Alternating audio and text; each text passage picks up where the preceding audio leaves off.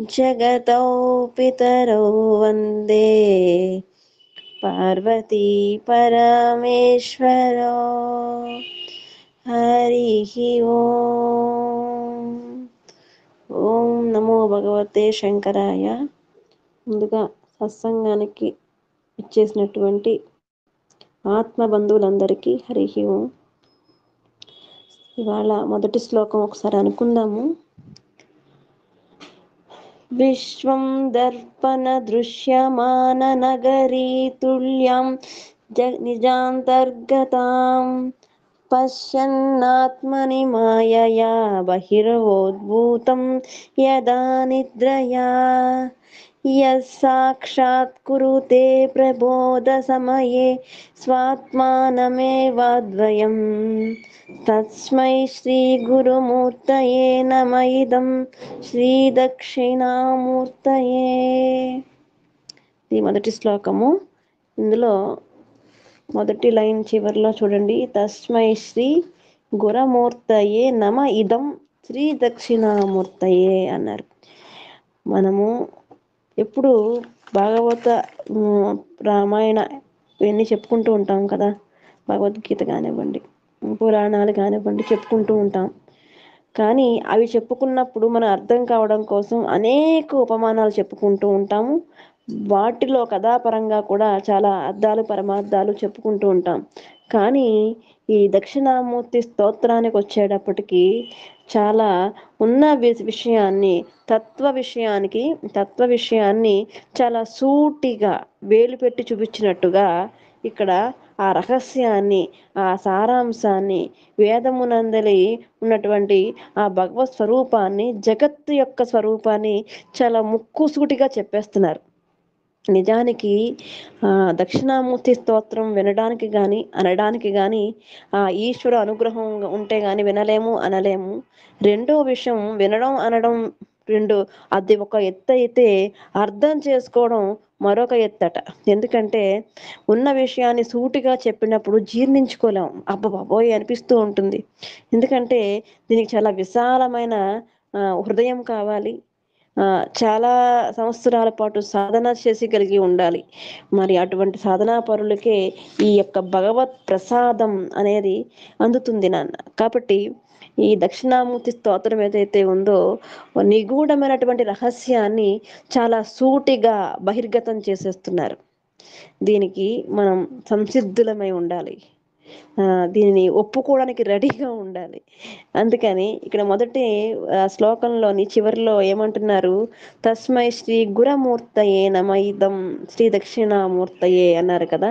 స్వామివారికి నమస్కారం చేసుకుంటున్నాం. ఏమని అంటే దక్షిణామూర్తికి నమస్కారం చేసుకుంటున్నాను. దక్షిణామూర్తి అనే పదానికి మనం అర్థం చెప్పుకొని ఉన్నాం. దక్షిణ అంటే సమర్థత, క్యాపబిలిటీ, దక్షత, దయా దాక్షిణ్యాలు అంటారు కదా. అందులో దయా దాక్షిణ్యత కలిగిన స్వామి అనమాట. దయ అంటే ఎదుటి వారికి బాధ కలిగినప్పుడు మన హృదయం కదిలిపోతుంది కదమ్మా, దాన్ని దయ అంటారు. అయితే ఆ ఎదుటి వారి బాధ నుంచి పడేయడాన్ని దాక్షిణ్యత అంటారు. రెండిట్లకి తేడా తెలుసుకోవాలి. దయ ఉన్న వాళ్ళందరికీ దాక్షిణ్యత ఉండకపోవచ్చు. దయా దాక్షిణ్యత మనిషికి ఉండవలసిన లక్షణాలు అన్నమాట. కానీ ఒక్కొక్కళ్ళు అందులో నిష్ఠాతులు అవ్వకపోవచ్చు. ఎందుకంటే అందరికీ దాక్షిణ్యత ఉండదు, దయ అయితే ఉండొచ్చు గాక. ఇప్పుడున్న కలియుగంలో, ఇప్పుడు మారుతున్న రోజుల్లో దయ ఉండట్లేదు, దాక్షిణ్యత ఉండట్లేదు. సరే, కానీ మన స్వామి కాలం మారిన, రోజులు మారిన దయా దాక్షిణ్యాలు కలిగిన స్వామి.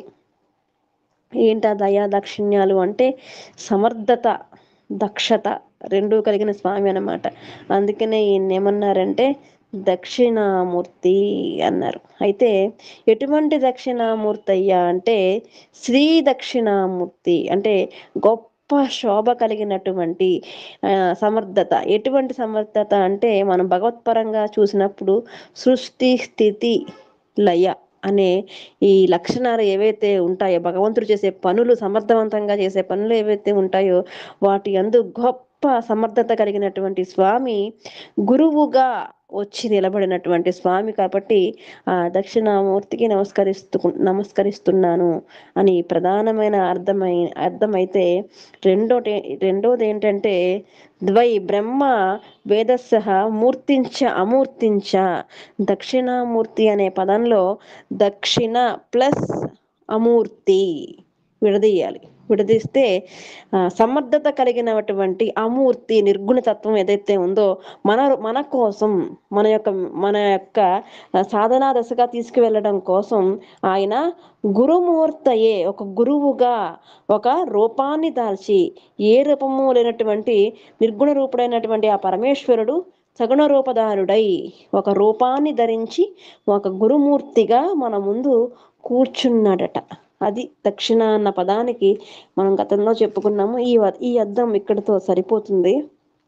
అటువంటి తస్మై, తత్ అంటే అటువంటి మూర్తికి నమః ఇదం నమస్కరించుకుంటున్నాను. మొదటి లైన్లో చూడండమ్మా. విశ్వం దర్పణ దృశ్యమాన నగరీ తుల్యం నిజాంతర్గతం అంటున్నారు. అంటే విశ్వం దర్పణ దృశ్యమాన, ఈ శ్లోకం మొట్టమొదటిసారిగా నాకు చదివినప్పుడు ఏమనిపించిందంటే, విశ్వము అంటే ఈ జగత్తు, కనిపించే జగత్తు ఏదైతే ఉందో అది దర్పణ అంటే అద్దము, దృశ్యమాన నగరి అద్దంలో కనిపిస్తున్నటువంటి ఒక నగరి అంటే ఒక గ్రామము, ఒక సమూహము కింద అనుకోండి, కాసేపుతో సమానము అన్నారు. అయితే అర్థంలో కనిపిస్తున్న నగరంతో సమానము అంటే అర్థం ఏంటమ్మా? అర్థమునందు ఏది పెడితేనే అది కనిపిస్తుంది. అంటే అర్థమునందు సత్య వస్తువు ఉంటేనే కదా అర్థమునందు ప్రతిబింబిస్తుంది. అంటే ఈ విశ్వాన్ని సత్యము అని చూపిస్తున్నారా అని ఒక్కసారిగా నా మనసులో మెదిలింది మొదటిసారి చదివినప్పుడు. కానీ అక్కడ విశ్వం గురించి చెప్పట్లేదు, ఇక్కడ అర్థం గురించి చెప్తున్నారు. అంటే ఇక్కడ అర్థం ప్రధానమైనది అనమాట. నేను ఏమనుకున్నానంటే విశ్వం ప్రధానమైనదేమో, విశ్వం గురించి చెప్తున్నారు అనుకున్నాను. కానీ ఇక్కడ విశ్వం అనేది వస్తువుగా చూపించి అర్థము ప్రధానం కింద చూపిస్తున్నారు అనమాట. చదివే దృష్టికోణం చాలా జాగ్రత్తగా ఉండాలి. ఎందుకంటే నేను ఈ యొక్క అర్థ పరమార్థాలు చెప్పే ఈ ధోరణిలో ఎటువంటి ఉపమానాలకి తావు లేకుండా, ఎటువంటి బాహ్య వస్తువుల్ని తీసుకోకుండా, ఇక్కడ ఏ విధంగా అయితే శంకరులు చాలా సూటిగా చెప్తున్నారో, ఇక్కడ వేద విజ్ఞానము, ఆత్మజ్ఞానము, ఆత్మ ప్రబోధము అనే క్లాసులకు వచ్చేటప్పటికమ్మా మనము ఇక్కడ ఎటువంటి దిశ నిర్దేశాల్లో గమ్యస్థానం గురించి ఏ విధంగా అటు ఇటు మనసు పోకుండా చెప్పే ప్రయత్నం మహర్షులు చేస్తున్నారో, దానికి గండి పడకుండా, ఎటువంటి పక్కదారి పట్టకుండా ఆ యొక్క విషయాన్ని సూటిగా చెప్పే ప్రయత్నము చేసే ఈ ప్రక్రియలో మనం కూడా ఎటువంటి మనసుకు ఎక్కువ ఉపమానాలు తీసుకోకుండా, ఎక్కువ ఉదాహరణలు తీసుకోకుండా చెప్పే ప్రయత్నం చేయడం అన్నమాట. నిజానికి మన దక్షిణామూర్తి స్తోత్రము 10 శ్లోకాలు ఉంటుందా? అయితే ఈ 10 శ్లోకాలను శంకరాచార్యులు వారి యొక్క శిష్యులు సురేశ్వరాచార్యులు వారు 10 శ్లోకాలకు 20 శ్లోకాల చొప్పున రాశారు భాష్యాన్ని. ఒక శ్లోకానికి 20 శ్లోకాల భాష్యం ఇచ్చారటమ్మా. చూడండి ఈ శ్లోకం ఎంత గొప్పదో. అంటే ఒక్కొక్క శాస్త్రానికి సంబంధించిన విషయాలన్నీ ఒక శ్లోకంలో పెట్టేశారు. దానికి ఒక్కొక్క అధ్యాయానికి ఒక్కొక్క దానికి ఉల్లాసము అనే పేరు పెట్టారు. అయ్య బాబాయ్, ఉల్లాసం అట. అయితే దీనికి పూర్తిగా ఏమన్నారంటే మానసోల్లాసము అనే పేరుతో సురేశ్వరాచార్యులు వారు అత్యద్భుతమైనటువంటి గొప్ప పుస్తకాన్ని రాశారు. దీనికి మళ్ళీ భాష్యాన్ని ఇస్తూ ప్రకాశ అతీంద్రులు వార్తికం అనే రచన సంస్కృతంలో లభిస్తుంది. దీనికి భాష్యం రాశారు. అటువంటి గొప్ప శాస్త్రాన్ని, పుస్తకము కాదు ఇది గొప్ప శాస్త్రాన్ని మనం ఈరోజు తెలుసుకోబోయే ప్రయత్నం చేస్తున్నాము. ఈశ్వరుడు మన యందు దక్షతతో ఉండి తెలియజేసే ప్రయత్నాన్ని ఈశ్వరుడు కూడా ప్రసాదించాలని కోరుకుంటూ మనం శ్లోకంలోకి వెళదాం. ఇక్కడ శ్లోకంలో ఏమన్నారంటే విశ్వం దర్పణ దృశ్యమాన నగరి అన్నారు. అంటే ఆ ఇక్కడ అద్దమునందు దేన్ని పెడితే అది అద్దమునందు ప్రతిబింబంగా కనిపిస్తుంది, అంతే కదమ్మా.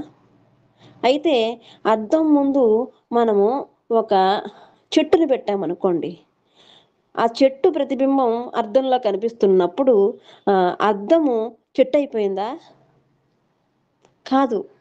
అద్దమునందు కనిపిస్తున్న చెట్టు కనిపిస్తున్న అద్దముగా కనిపించింది, తీసేసాం. మరో వస్తువు పెట్టాం, మళ్ళీ అద్దంలో కనిపిస్తుంది, అది కూడా తీసేసాం. మరి ఇంకొక వస్తువు అద్దంలో మనం పెట్టినప్పుడు అది కూడా మనకి ప్రతిబింబంగా అద్దమునందు గోచరమవుతుంది. అయితే ఒక వస్తువు పెడుతున్నాము, తీసేస్తున్నాము, వస్తుంది పోతుంది, కానీ నిశ్చలంగా ఉన్నది ఏంటి అంటే అద్దం. అద్దం యొక్క లక్షణం ఏంటంటే నిశ్చలత్వము, శుద్ధత్వము. ఆ శుద్ధత్వము అందులో ఉంది కాబట్టి ఏది పెట్టినా దానికి కనిపిస్తూ ఉంటుంది అందులో కదా, ఏం మారట్లేదు. అంటే వస్తువులు మారుతున్నాయి కానీ అర్థం అయితే మారట్లేదు. అదే విధంగా నిజాంతర్గతం పశ్యన్నాత్మని మాయయా బహిర్వివో భూతం యదా నిద్రయా అన్నారు. అంటే ఇక్కడ రెండో విషయాన్ని ఏం చెప్తున్నారంటే, ఇక్కడ మాట్లాడేది జీవుడు, ఈశ్వరుడు, జగత్ అనే మూడు విషయాల గురించి స్పష్టతనిస్తున్నారమ్మా. అంటే మనకు ఎప్పుడు కూడా రెండు విషయాలు ఉంటాయి, సత్, అసత్ కదా. సత్ అంటే సర్వకాల సర్వావస్థల్లోనే ఉండేదాన్ని సత్ అంటారు. అసత్తు అంటే అన్ని కాలాల్లో ఉండని దాన్ని, అది నిజమైతే అవుగాక కానీ ఎప్పుడూ ఉండదు అది అసత్ అనేది. అసత్తు కూడా రెండు రకాలుగా ఉంటుంది. అసత్తు మిథ్యా అసత్తు, తుచ్చ అసత్తు. మిథ్యా అసత్తు అంటే మనం ఏదైతే చూస్తున్నామో, పాముని చూసి తాడుగా అనుకోవడము, లేదంటే తాడుని చూసే పాముగా అనుకోవడము, అంటే ఉన్నదానిని మరో దానిలా అనుకోవడాన్ని మిథ్యా అసత్తు అంటారు. తుచ్చ అసత్తు అంటే అసలు ఏమీ అక్కడ ఉండదు, మనం ఊహించేసుకుంటూ ఉంటాం. చూడండి, ఒక క్లాత్ కప్పి ఏదో గుడ్డ కప్పి ఏదో పెట్టామనుకోండి, దాన్ని మనం ఊహించేసుకుంటాం అది ఏమై ఉంటుందో అని. అక్కడ మనం అనుకున్నది ఉండదు, అది ఏమీ ఉండదు అక్కడ. అంటే లేని వస్తువుని ఊహించుకోవడాన్ని తుచ్చ అసత్తు అంటారు. ఈ తుచ్చ అసత్తు విషయం పక్కన పెడితే బాధల్లా వచ్చిందంటే మిథ్య అసత్తే, లేని దాన్ని ఊహించుకోవడం. ఇది చాలా ప్రమాదకరమైనటువంటిది అనమాట. మనం లేని దాన్ని ఉన్నదిగా దేన్ని ఊహించుకుంటున్నాము అంటే ఈ జగత్తునే అని చెప్పి అంటున్నారు. ఎలా ఊహించుకుంటున్నామంట, అద్దం ముందు మనం ఏ దృశ్యాన్ని పెడితే ఆ దృశ్యం అద్దం ముందు ప్రతిబింబిస్తుంది కదా, అప్పుడు అదిగో అద్దంలో ప్రతిబింబిస్తుంది అనకుండా అర్థమే చెట్టు అయిపోయినట్టుగా మనం ఎలా అనుకుంటూ ఉంటామో, మనసు యందు కూడా మనసులో ఒక చెట్టును చూసి, లేదంటే ఇంకొంచెం కిందకి దిగితే రాగద్వేషాలు, మనలో ఉండే రాగద్వేషాలు, ఏదైనా ఆనందం కలగనివ్వండి, ఏదైనా దుఃఖము కలగనివ్వండి, అదే మనసుగా ఆపాదించేసుకోవడం అన్నమాట. దాంతో మనం రమించిపోవడం. ఇది మనసుకు సంబంధించి, మనసు నిజానికి అద్దము వంటిది. ఎలాంటిదంటే అది శుద్ధమైనటువంటిది, ఎటువంటి కల్మషాలు లేనటువంటిది. ప్రపంచంలో ఉన్న దుఃఖాలు నువ్వు పుచ్చేసుకుని ఈ దుఃఖము నాది అంటే, మనస్సు అంటే ఇక్కడ ఆత్మమ్మ, ఈ దుఃఖము నాకు చెందింది, ఈ ఆనందము నాకు చెందింది అని మనం పుచ్చేసుకుంటున్నామట. ఇవన్నీ మిథ్య. అంటే అద్దమునందు వస్తువు పెట్టి తీసేసినట్టుగా మనసు యందు కూడా, ఆత్మ యందు కూడా దుఃఖాలు కూడా వచ్చిపోతున్నాయి, ఇవి కూడా మిథ్యే అని ఇక్కడ చెప్తున్నారు. ఇంకొంచెం మనం జాగ్రత్తగా అర్థం చేసుకోవాలి. ఈ ఆత్మబోధ, ఆత్మ ప్రబోధనాలు, ఆత్మజ్ఞానం సంబంధించిన క్లాసులు ఎలా ఉంటాయంటే, ఇప్పటి వరకు మన ధోరణి ఒక రకంగా సజావుగా పడవ ప్రయాణం సాగుతూ ఉన్నప్పుడు ఎవరో అరుస్తారు, ఈ పడవ కాసేపట్లో ఇరిగిపోద్దట అని అలా చెప్పినట్టుగా క్లాస్ కూడా ఎలా ఉంటుందంటే చాలా ముక్కుసూటిగా, ఇది ఇప్పటి వరకు చేసిన ప్రయాణం ఏదైతే ఉందో అది అబద్ధ ప్రయాణం. అయ్యి బాబోయ్, ప్రయాణం చేస్తున్నాం కదండి, అబద్ధం అని ఎలా అంటారండి, నిజమే కదా, కళ్ళకు కట్టినట్టుగా కనిపిస్తుంది కదా అని చెప్పితే, దీనికి ఉదాహరణ ఇచ్చుకుంటూ ఏం చెప్తున్నారంటే, మనకి జీవితంలో 3 అవస్థలు ఎప్పుడు పరిచయం అవుతూ ఉంటాయి. అవి ఏంటంటే జాగృత, స్వప్న సుషుప్తావస్థలు కదా. ఈ జాగృత అవస్థలో మనం అన్నీ చూస్తూ ఉంటాము, అన్నీ వింటూ ఉంటాము, అన్నీ పరికించుతూ ఉంటాము, అన్నిటి యందు ఆనందాన్ని పొందుతూ ఉంటాం కదా. ఆ విషయాన్ని ఏమంటున్నారంటే ఇది అసత్తు అని తేల్చేశారు. ఏంటండి మీరు, మేము వింటున్నాం కదా అని చెప్పేసి మేము ప్రతిరోజు చేసే పనులన్నీ కూడా అసత్తని ఎలా తేల్చేస్తారు? ఇది అసత్తు ఎలా అవుతుంది, ఎలా పరిగణనలోకి తీసుకోవాలి అంటే నిజాంతర్గతం. సెకండ్ లైన్ చూడండి. పశ్యన్నాత్మని మాయయా బహిరేవోద్భూతం యదా నిద్రయా. పశ్యన్నాత్మని అంటే పశ్యన్ అన్న పదానికి అర్థం ఏంటంటే నీలో నువ్వు, అంటే నీతో నువ్వు చూస్తున్నది, నువ్వు చూస్తున్నది ఏదైతే ఉందో. ఇప్పుడు మనం అందరం ఏం చూస్తున్నాం? మన ముందున్న సెల్ ఫోన్ చూస్తున్నాం. ఆ చూస్తున్నది ఏదైతే ఉందో బహిరివోద్భూతం, బయట కలుగుతున్నట్లుగా నువ్వు అనుకుంటున్నావు కదా. దేనివల్ల? మనం ఏదైతే చూస్తున్నావో నిజాంతర్గతం, నీ లోపలే ఉన్నది విశ్వం. ఎలా అంటే దర్పణం లాగా. దర్పణంలో నిజానికి విశ్వం ఉన్నదా? మనం పెట్టాం, మొక్కను పట్టుకెళ్ళి పెట్టాం, అది దర్పణంలో లేదు, దర్పణం నందు ప్రతిబింబిస్తుంది. అదే విధంగా మన ఆత్మయందు ఈ సృష్టి అంతా, కనిపించే సృష్టిలో ఎవరెవరు ఉన్నారు? మనం ఏవైతే మన బంధాలు ఉన్నాయో అవి ఉన్నాయి, ఇంకా బాహ్య ప్రపంచం ఉన్నది, ఆ ప్రకృతి ఉన్నది, ఇవన్నీ కూడా నాలో ఉన్నది. ఈ బంధాలన్నీ నాలోనే ఉన్నాయి, నేను తెచ్చుకున్నాను వీటన్నిటిని అని మనం అనుకుంటాం. కాదయ్యా, ఇవన్నీ నువ్వు తెచ్చుకోలేదు, నువ్వు మేల్కొనాలి. పశ్యన్నాత్మని, నీలో నువ్వు చూస్తున్న బహిరేవోద్భూతం, బయట కలుగుతున్నట్లుగా నువ్వు అనుకుంటున్నావో, దేనివల్ల నువ్వు అనుకుంటున్నావో అదేటట మాయయా. మాయ వల్ల అనుకుంటున్నావు. నీలో ఉన్న ఏదైతే విశ్వాన్ని బయట ఉన్నట్లు భావన చేస్తున్నాం మనం కదా, అదంతా మాయా అంటున్నారు. మాయ అంటే ఏంటి? మాయ రెండు రకాలు. ఒకటి ఆవరణ, రెండు విక్షేపం. ఆవరణ అంటే ఒక దానిని అసలు తెలుసుకోలేకపోవడం, అసలు అక్కడ వస్తువు ఉందని కూడా తెలుసుకోలేకపోవడం అనమాట. ఒకటి విక్షేపము అంటే ఒకదానికి మరొకటి అనుకోవడం. ఇదే అసలు బాధ. తెలుసుకోలేకపోతే గొడవే లేదు, నేను తెలుసుకోలేదు, అసలు బాధ అనేది ఉండదు.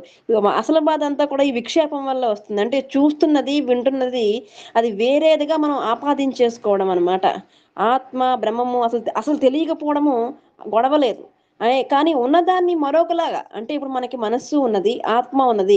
ఆ ఆత్మ ఏమంటూ ఉంటుందంటే నేను శరీరాన్ని, లేదంటే నేను సత్యాన్ని, లేదంటే పలానా వారికి అమ్మని, పలానా వారికి నేను భార్యని, పలానా వారికి అమ్మమ్మని అని చెప్తూ ఉంటుంది. కానీ నువ్వెవరు అనే విషయానికి వస్తే పూర్తిగా ఆవరించబడి ఉంటుందన్నమాట. అయితే ఈ మాయాయ నా విద్యతే వస్తుతః స మాయా. మాయ అంటే మా అంటే లేదు, కాదు. నాన్న, ఈ క్లాసు ఎవరైతే వింటున్నారో వాళ్ళు చాలా జాగ్రత్తగా వినాలి. ఆధ్యాత్మిక ఆత్మబోధ క్లాసులన్నీ కొంచెం మనల్ని అటు ఇటుగా మార్చేసట్టుగానే ఉంటాయి. కానీ ఒక్కింత పూర్తిగా మనసు ఇక్కడ పెట్టవలసిందే. అలా పెట్టినప్పుడు మాత్రమే పూర్తి క్లాసుని మనం అర్థం చేసుకోగలుగుతాం. ఒక కించిత్ మనల్ని కింద పాడేసేట్టుగా మనం మాయలోకి క్లాస్ ద్వారా వెళ్ళిపోతున్నామా అనే అనుమాన సందేహాలు కూడా వస్తూ ఉంటాయి. కానీ మీరు ఇంకొంచెం జాగ్రత్తగా వింటే అనుమానాలన్నీ అయిపోతాయి భగవంతుడి దయ వల్ల.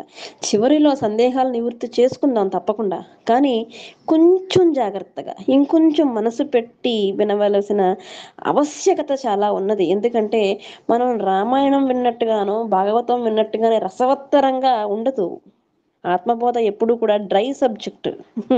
ఎప్పుడు కూడా ఇది ఎలా ఉంటుందంటే ఉన్న విషయాన్ని ముక్కుసూటిగా వేలు పెట్టి చూపించినట్టుగా అనే ఉంటుంది. కాబట్టి మనం ఇంకొంచెం జాగ్రత్తగా వినవలసి ఉంటుంది. ఇక్కడ మాయ అంటే అర్థం చెప్తున్నారు. ఏది లేదో, ఏది కాదో దాన్ని మాయా అన్నారు. మాయా అంటే ఏది మనకు కనిపిస్తున్నది లేదు, అది కాదు, దాన్ని మాయ అన్నారట. అయితే ఎలాగో చూద్దాము. ఇక్కడ ఏమంటున్నారంటే దర్పణంలో అంటే అద్దంలో నగరం చూస్తున్నంతసేపు ఎంతో అందంగా ఉద్యానవనాలు, దారులు కనిపిస్తున్నాయి కదమ్మా. ఒక దర్పణం ముందు నగరాన్ని బొమ్మ ఒకటి ఒక అమెరికా బొమ్మ ఒకటి ప్రింట్ తీసుకొచ్చి దాని అద్దం ముందు పెట్టండి. పెట్టినప్పుడు చాలా ఆ, ఆ, ఆ బొమ్మనందు ఎలా ఉందో అద్దమునందు కూడా అలా అందంగా కనిపిస్తుంది. కానీ అద్దమే నగరం అనుకోకూడదు కదమ్మా. నగరం వేరుగా ఉంది, తన ప్రతిబింబం అద్దంలో కనిపిస్తుంది. కానీ అదిగో అద్దంలో ఉంది, అద్దంలో ఉన్నదే అమెరికా అని మనం అనుకోకూడదు. అది ప్రతిబింబం మాత్రమే. అదే విధంగా మన మనస్సు ఎందు, ఇక్కడ మనస్సు అనే పదం వాడినప్పుడల్లా ఆత్మగా మనం తీసుకోవాలమ్మా. ఇక్కడ ఆత్మ యందు ఏది గోచరమైనా ఇది నేనే, ఈ స్వరూపం నేనే, ఈ దుఃఖము నేనే, ఈ ఆనందము నేనే అని భావన చేయకూడదు. నీకు ఇవి ఈ నిమిషం ఆనందముగా దుఃఖముగా నీకు కనిపిస్తున్నాయి, కానీ నీ సుస్వరూపం ఇవేమీ కాదు, నిర్మలత్వం. నువ్వు ఏది చూస్తే అది నీకు కనిపిస్తుంది అంతే. చూడండి, ఒక అందమైన గులాబీ పువ్వు అని నేను అన్నాను అనుకోండి, గులాబీ తోట మనం చూస్తున్నాం. అప్పుడు ఆ గులాబీ తోటంతా మన మనస్సు ఒక హృదయంలో మొత్తం వ్యాపించిపోయి ఉంది. చూస్తున్నాం, కాసేపు చూడండి అని చెప్తాను నేను.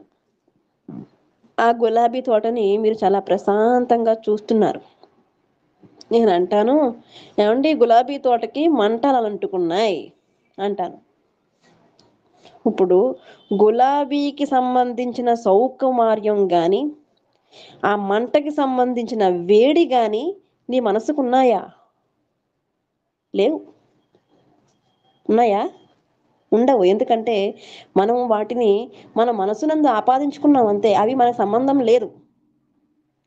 ప్రకృతిలో ఉన్నవన్నీ చూసి ఎక్కడ ఉంటే అక్కడ దర్పణం మన మనసుగా మనము పరిశీలించుకోవాలి. ఇది మనం చూస్తున్నాం, ఇది అంటే ప్రతిదీ ప్రకృతిలో ఉన్నది సాక్షిగా చూడడం అలవాటు చేసుకోమని ఈ యొక్క ప్రధాన అర్థం, ఈ లైన్ విశ్వం దర్పమాన దర్పణ హృదయం దృశ్యమాన నగరీం అంటే మనం విశ్వంలో చూస్తున్న ప్రతీదీ కూడా దర్పణము ఎలా చూస్తుందో సాక్షిగా మనము అలా చూడడం అలవాటు చేసుకోవాలి. అలా చూస్తున్నది ఎవరు అంటే మన దక్షిణామూర్తి. ఎందుకంటే ఆయనకి ఈ విశ్వం అంతా కూడా ఎంతో ఆ అజ్ఞానంతో కూడిన వాళ్ళు మాత్రమే చూడగలరు దాన్ని. అజ్ఞానంతో ఉన్నవాళ్ళు దాని సాక్షిగా మాత్రమే చూడగలరు. అందుకని ఆయన చూస్తున్నారు. ఆయన్ని చూసి మనం ఏం నేర్చుకోవాలి అంటే ఈ విశ్వాన్ని అంతటినీ కూడా ఒక దృశ్యమం, ఒక సినిమా చూస్తాం, ఎలా చూస్తాం? సినిమాకి చూసినప్పుడు ఆ తెరకి మనకి అవినాభావ సంబంధం రాదు. తెరే మనం అనుకోం కదా, చూస్తాం, వెళ్ళిపోతాం. అదేవిధంగా మనం టచ్ మీ నాట్ అనే పద్ధతిని అలవాటు చేసుకుని ఆ దర్పణము ఎలా సాక్షిగా చూస్తుందో అవతల వస్తువుని, మన మనస్సుని కూడా అలా చూసే, అద్దంలో ఏది చూస్తే అద్దం నందు మనం భాషిస్తుంది అనే భావన కలిగినట్టుగా మనం ప్రకృతిలో ఏది చూసినా అది దృశ్య భావన కలగాలి తప్ప అది నేను అన్న భావనకు మనం కదిలిపోకూడదు అనేది ఇది ప్రధాన అర్థం. చూడండి, మీకు ఇంకా బాగా అర్థం కావాలంటే మన మొబైల్ ఉంది, అది మన చేతిలోనే ఉంది. ఈ చేతిలో చూసుకునేటప్పుడు మనం రకరకాల బొమ్మలు, రకరకాల వీడియోస్, రకరకాల ఫోటోలు చూసినప్పుడు ఈ చేతిలో ఒక అమెరికాను చూసామనుకోండి, అమెరికా అంత మహానగరము తగలబడిపోతుంది. అయ్యో తగలబడిపోతుంది అనుకుంటున్నాం, దాన్ని మనం సాక్షిగానే చూస్తున్నాం. అంటే అమెరికా తగలబడిపోతుందా, చేతిలో ఉన్న సెల్ ఫోన్ తగలబడిపోతుందా? చెప్పాలి. ఇది తగలబడట్లేదు. అమెరికా తగలబడిపోయి ఉండొచ్చు గాక, కానీ మన సెల్ ఫోన్ అయితే తగలబడట్లేదు కదా, మనం సాక్షిగా చూస్తున్నాం. అదే మొబైల్కి ఛార్జింగ్ అయిపోయింది అనుకోండి, అది ఏదీ చూపించదు. ఇది నిజం. కానీ అంతఃకరణం అనేది చైతన్యమమ్మ. మొబైల్ అనేది జడ పదార్థం కదా. కానీ ఈ మనస్సుకి, ఆత్మకి మొబైల్ ఛార్జింగ్ అయిపోవడం ఇలా ఏమి ఉండవు కదా, అది చైతన్య స్వరూపం. కాబట్టి మనం ఎలా ఆలోచించాలి అంటే చూస్తున్నదంతా కూడా అద్దం ముందు కనిపించే ప్రతిబింబం లాంటిదే అన్న భావన కలగాలి. అది ఎప్పుడు కలుగుతుందంటే పశ్యన్నాత్మని మాయయా బహిర్భూతం యదా నిద్రయ. ఇక్కడ ఉదాహరణ కూడా ఈ శ్లోకం నుండే ఇచ్చారు.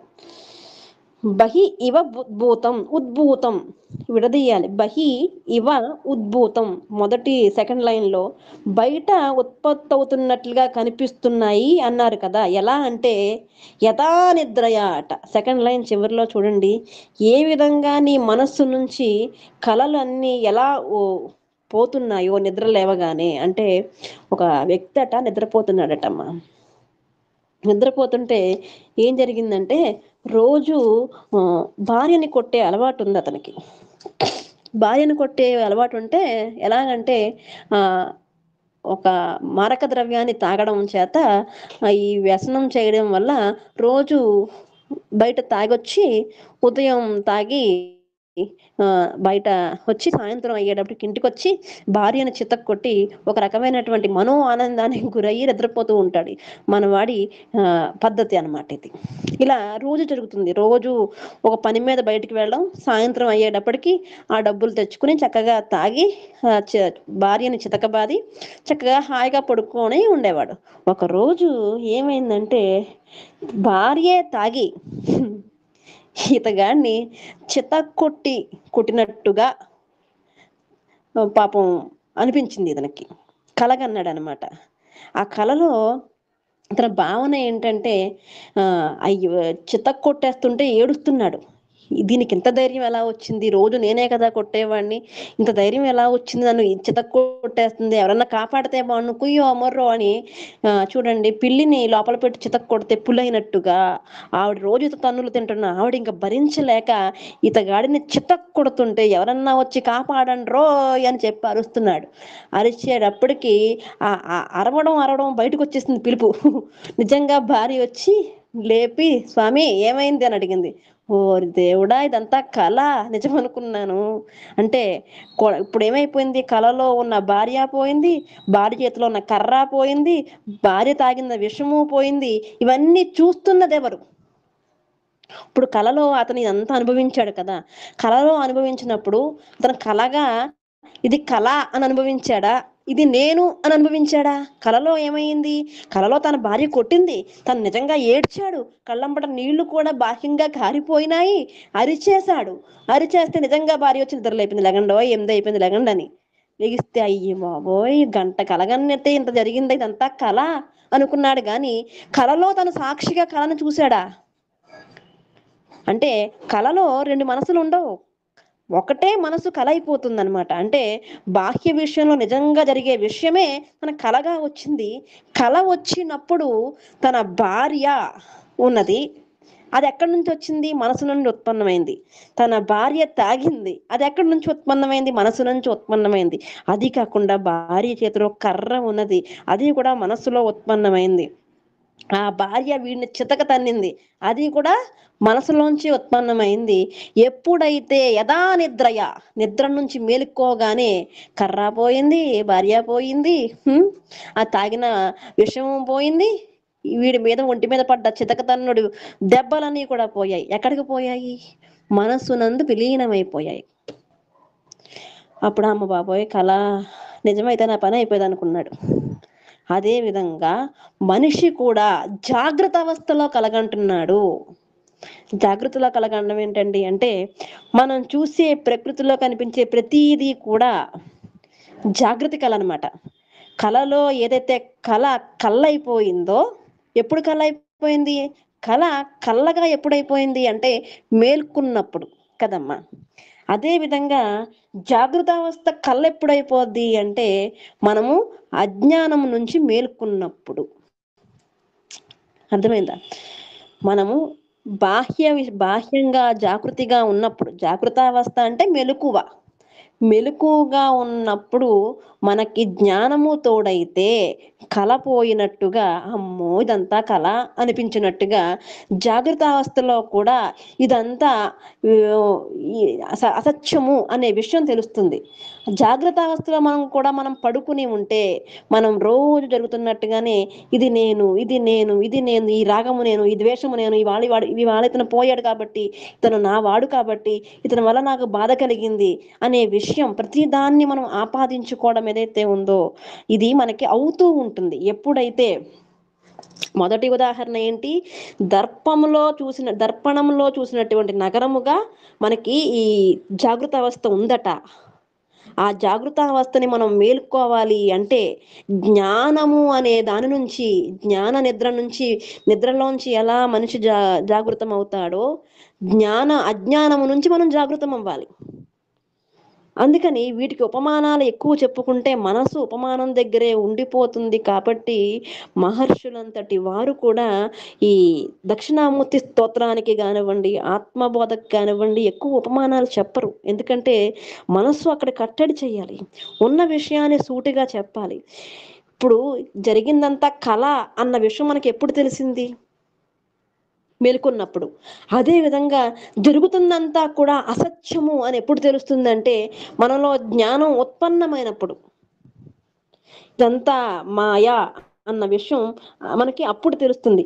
నామరూపాలన్నీ అసత్యం కదమ్మా. ఇంకో ఉదాహరణ చెప్పాలంటే ఇప్పుడు మనం ప్రకృతిలో చెట్టు ఉంది అంటాం.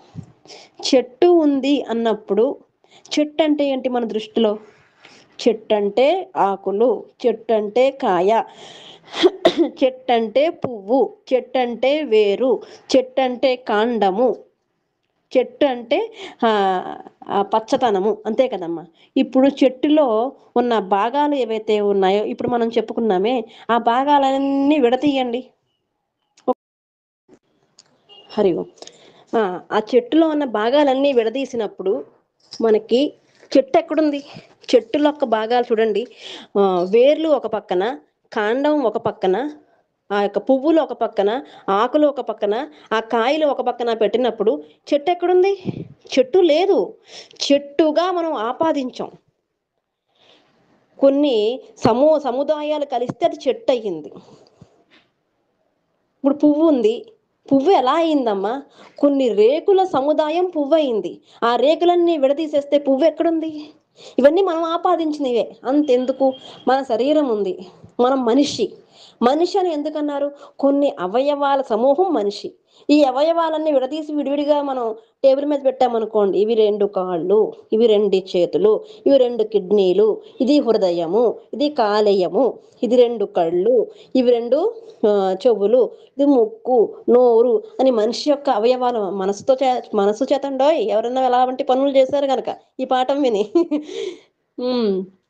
పెట్టినప్పుడు మనిషి ఎక్కడున్నాడు అంటే కొన్ని అవయవాల సమూహం చేత వాడు మనిషిగా కనబడుతున్నాడు. అదేవిధంగా ప్రకృతి కూడా కొన్ని రజ సత్వ తమో గుణాల కలయిక వల్ల ప్రకృతి ఇన్ని రకాలుగా ఇంత అందంగా కొంతమందికి, వికారంగా కొంతమందికి కనిపిస్తుందంటే కొన్ని గుణాల సమూహం వల్ల ఆయనకు కనిపిస్తుంది. నిజానికి లేదు.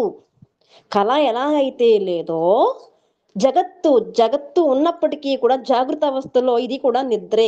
అజ్ఞానం అనే నిద్ర అంటే మనం మేలుకోవాల్సింది కళ నుంచే కాదు, జాగృతి నుంచి కూడా లేవాలి. మీరు ఇలా భయపెట్టకండి అనబాకండి.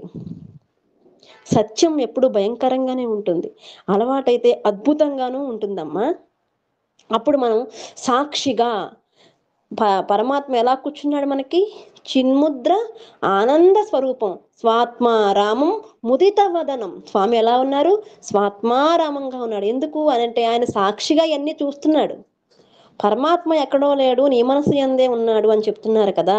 మరి మనలో ఉన్న పరమాత్మ కూడా అలా అవ్వాలి అంటే మనం ఎలా ఉండాలంటే స్వాత్మారామం, మన యందు ఉన్న ఆ ఆనందాన్ని మనం ప్రజ్వలింపజేయాలి అంటే, ముదిత వదనంతో మనం కూడా ఉండగలగాలి అంటే మనం ఏం చేయాలి? మనం ఎక్కడ మేలుకొనవాలి అంటే జాగృతి యందు, జ్ఞానమునందు, అజ్ఞానము నుండి మనం మేలుకొనాలన్నమాట.